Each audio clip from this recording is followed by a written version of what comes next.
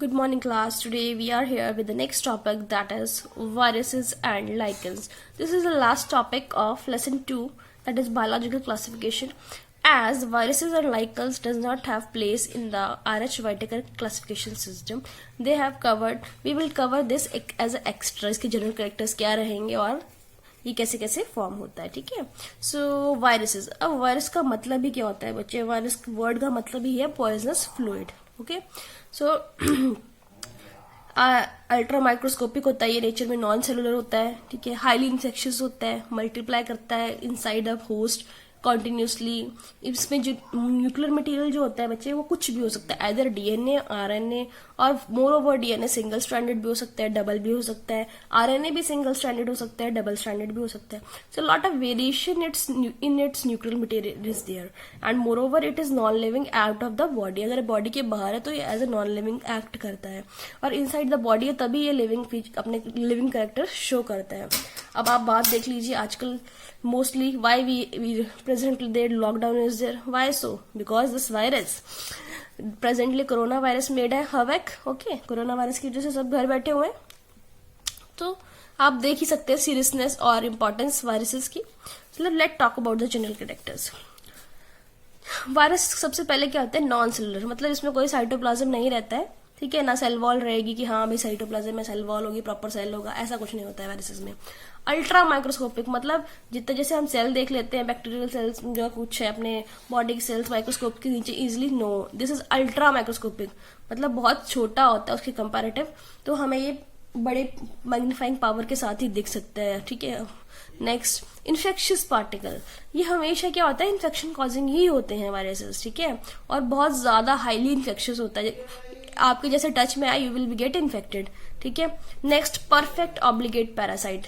इसका खासियत ये है, ऑब्लिगेट पैरासाइट मतलब यहाँ ये है कि ये जिस भी के ऊपर चीज जाता है, ये बहुत अच्छे से वहां पे अपने आप को हैंडल करता है और डेवलप कर लेता है. जैसे कि हम मान लो किसी को इन्फेक्शन हो गया, तो ये आप खुद को बहुत अच्छे से बहुत रैंडमली रेप्लिकेट करेगा. ऐसा नहीं है कि उसके अंदर जाके ये मर जाएगा या कुछ. No, it will most of the time it will able to replicate itself in the host. अब इसका साइज की बात करें ना बच्चे हम, तो साइज का अगर हम स्मॉलेस्ट देखें तो स्मॉलेस्ट साइज वायरसेस में फुट और माउथ डिजीज का एक डिजीज होता है. मोस्टली एनिमल्स में होता है, उनके माउथ और फुट पे ब्लिस्टर से आ जाते हैं. उसमें जिसका साइज रहता है वो 10 नैनोमीटर रहता है. अब इसमें लार्जेस्ट की बात करें वैसे जो अभी तक देखा गया है, इन फ्यूचर का पता नहीं, but we are talking about right now. तो सीडोमोनास जो है उसमें 1300 इंटू 6 नैनोमीटर देखा गया है, मतलब this is much larger than this. Now let's talk about the shape. Mostly जिसकी शेप जो होती है वो हेलिकल होती है या क्यूबॉइड होती है, ठीक है. मोस्टली और भी शेप्स हो सकते हैं, but we are talking about general characters, so we are taking the general, ठीक है, फीचर्स. Highly pathogenic. अब इसका जो पैथोजेनिक रेट क्या है? बहुत ज्यादा. हमने पहले भी बताया आपको, जैसे आप कोरोना मोस्ट ऑफ जो प्रेजेंट चल रहा है, कोरोना की बात ले लो, वो भी कितना हाईली पैथोजेनिक है. मतलब एक भी इंसान जो रहता है उसके कांटेक्ट में जितने भी लोग आए, वी हैव टू सबकी डिटेक्शन करनी पड़ रही है हमें, ठीक है. क्यों? क्योंकि वो भी हाईली पैथोजेनिक है, that's why. Now adeno virus, if you have heard about it, शायद आपने सुना हो, तो एडिनो वायरस उस वायरस को बोलते हैं जो भी वायरस किसी वेक्टर से कॉज होता है, ठीक है. जैसे आर्थ्रोपोड्स जो होते हैं, आर्थ्रोपोड कौन से होते हैं? इंसेक्ट्स में जैसे मच्छर मक्खी जो भी आ गए, ठीक है, और जिसमें मच्छर मक्खी कुछ भी जो है वो हमें वायरस कॉज करते हैं, मतलब उसमें वो वेक्टर कॉज करते हैं. वेक्टर क्या होता है? ट्रांसमिटिंग व्हीकल, ठीक है. मच्छर जैसे मलेरिया हमें होता है, ठीक है, पैरासाइट उस प्रोटोजोआ से, तो वो क्या है? आर्थ्रोपोड से वो हमें मच्छर के काम कर रहा है, वेक्टर का. वैसे ही किसी आर्थ्रोपोड से हमें कोई अगर वायरस होता है तो हम उसको टर्म देते हैं adeno virus. They can be crystallise. अब वायरस का तो बच्चे ऐसे है कि उनको कल्चर करके आप एज अ क्रिस्टल्स की तरह भी स्टोर कर सकते हो. उनका वो क्या रहेंगे? उनकी प्रॉपर्टी एज इट इज रहेगी. दोबारा से जब उनको होस्ट मिलेगा तो वो फिर इन्फेक्शन कॉज कर देंगे, but outside the host they are like crystal particles. So this is very important that they act as a non living crystal particles. हमें कुछ भी है. All viruses are nucleoproteins. अब जो भी वायरसेस होते हैं वो न्यूक्लियोप्रोटीन्स होते हैं. सिंपल न्यूक्लियोप्रोटीन्स मतलब आरएनए या डीएनए के होता है और कुछ भी नहीं होता है, और जैसे ही उसको होस्ट मिला वो एक्टिवेट हो जाता है. नाउ अब इसका बायोलॉजिकल स्टेटस क्या है? Whether virus is a living और नॉन लिविंग, ये बहुत मुश्किल है बोलना, ठीक है. वायरस लिविंग है नॉन लिविंग, क्यों? क्योंकि आप जानते हैं जैसे अब वायरस क्या करता है, इसके करेक्टर्स नॉन क्रिस्टलाइन नेचर का है, तो इसका ये क्या करेक्टर शो कर रहा है? नॉन लिविंग नेचर का करेक्टर शो कर रहा है ना, उसकी तरफ दूसरी तरफ क्या है, वो होस्ट के अंदर रेप्लिकेट हो रहा है, तो वो कौन सा करेक्टर शो कर रहा है, वो तो लिविंग करेक्टर शो कर रहा है। अब इतना इसके इन करेक्टर्स के साथ इसको एक पर्टिकुलर बायोलॉजिकल लिविंग में रखना या नॉन लिविंग में रखना बहुत ही डिफिकल्ट हो गया है। अब इसमें क्या रहता है, वायरस में नो कंप्लीट सेल स्ट्रक्चर, कोई कंप्लीट सेल स्ट्रक्चर भी नहीं रहता, ना इसको सेलुलर मेटाबॉलिज्म होता है, ना तो इसका क्या बोलते हैं लैक ऑफ रेस्पिरेशन होता है, ना ही कोई ये ग्रेविटी पोज करता है, ठीक है। अब ये सारी चीजें इसमें नहीं है। इसको जैसे हम केमिकल को स्टोर कर रखते हैं वैसे ही एज इट इज क्रिस्टलाइन, जैसे भी आपको पहले बताया वैसे रख सकते हैं। लेकिन अब इसका क्या है, जब ये जैसे ही होस्ट में जाता है तो क्या करता है, तो ये अपने लिविंग करेक्टर शो करता है। ये तो हो गया नॉन लिविंग, इसमें मेटाबॉलिज्म नहीं है, सेल नहीं है, ये नहीं है, वो नहीं है, बट अब ये लिविंग करेक्टर भी तो शो करता है। जैसे ये डेफिनेट शेप है, इसकी मॉर्फोलॉजी रहती है ना, इसमें जेनेटिक मटेरियल होता है, most of the important thing DNA होता है, ये आरएनए होता है, जो हमें पता चलता है कि इसका स्ट्रक्चर क्या है, इसमें एक डेवलपमेंट पैटर्न होता है, अपनी प्रॉपर्टी शो करता है, इसमें म्यूटेशन भी होती है, इन्वायरमेंट को ये इन्वायरमेंटल कंडीशन को रिप्रेजेंट करता है, कंडीशंस को, जैसे हीट होगी, ultraviolet red, humidity, drought, alcohol को ये रिएक्ट करता है। जैसे अल्कोहल हम आजकल बोलते हैं कि सैनिटाइज करवाते हो, क्यों, क्योंकि अल्कोहल से क्या होता है, वायरस मर जाता है, तो ये रिएक्ट करता है। तो मतलब ये सारी तो लिविंग ही कर सकती है चीजें, रिएक्ट किसी चीज के साथ। अब ये क्या करता है, अपने आप को मल्टीप्लाई कर सकता है नॉर्मस टाइम, तो ये भी लिविंग ही कर सकता है, ये भी लिविंग का करेक्टर है। So it is a debate or dilemma still for the nature of viruses, whether they are living or non-living. बच्चे इसके ऊपर पॉइंट्स कर लेना, these are also written in the books, वो बहुत इंपॉर्टेंट रहेंगे।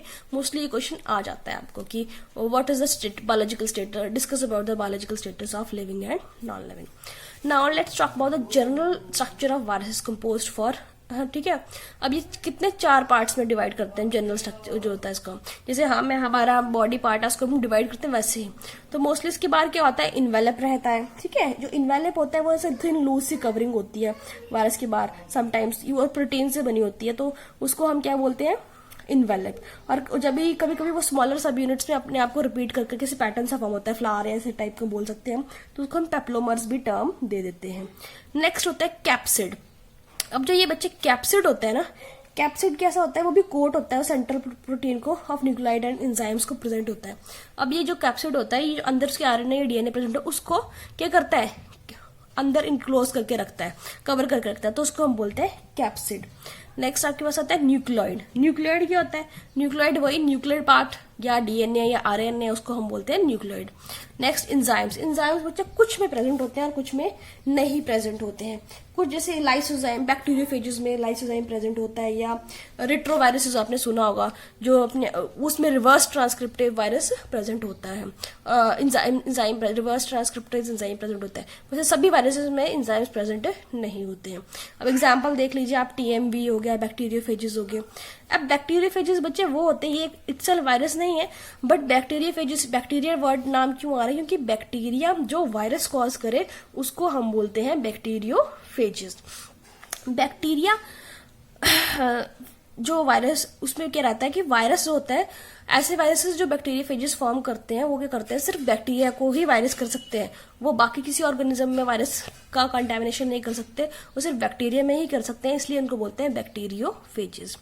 अब इसके आगे एक और छोटी सी टर्म आती है, दैट इज वायरॉइड्स। अब वायरॉइड्स क्या होते हैं, वायरॉइड्स बच्चे वायरस का भी एक छोटा पार्ट समझ लो छोटा भाई, कि उसमें क्या होता है, उसमें बाहर का ये इन्वेलप कैप्सिड भी नहीं रहता, सिर्फ क्या रहता है, न्यूक्लियर पार्ट ही रहता है, और वो इन्फेक्शन कॉज करने के कैपेबल रहता है। इसीलिए हम उसको एज अ डिफाइन करते हैं कि this is a smallest infectious agent smaller than viruses. ठीक है, क्या smallest infectious agent smaller than viruses, और they lack capsid not protein associated with them. ना प्रोटीन्स होते हैं ना कैप्सिड होते हैं, सिर्फ क्या होता है, न्यूक्लियोइड मटेरियल होता है, और उसकी भी कैपेबिलिटी होती है कि किसी को करने की, पैथोजेनिक अटैक करने की। सो दिस इज कॉल्ड वायरॉइड्स। ठीक है, इसकी भी 1 नंबर 2 नंबर की डेफिनेशन आ सकती है कि okay, this is general idea about the viruses.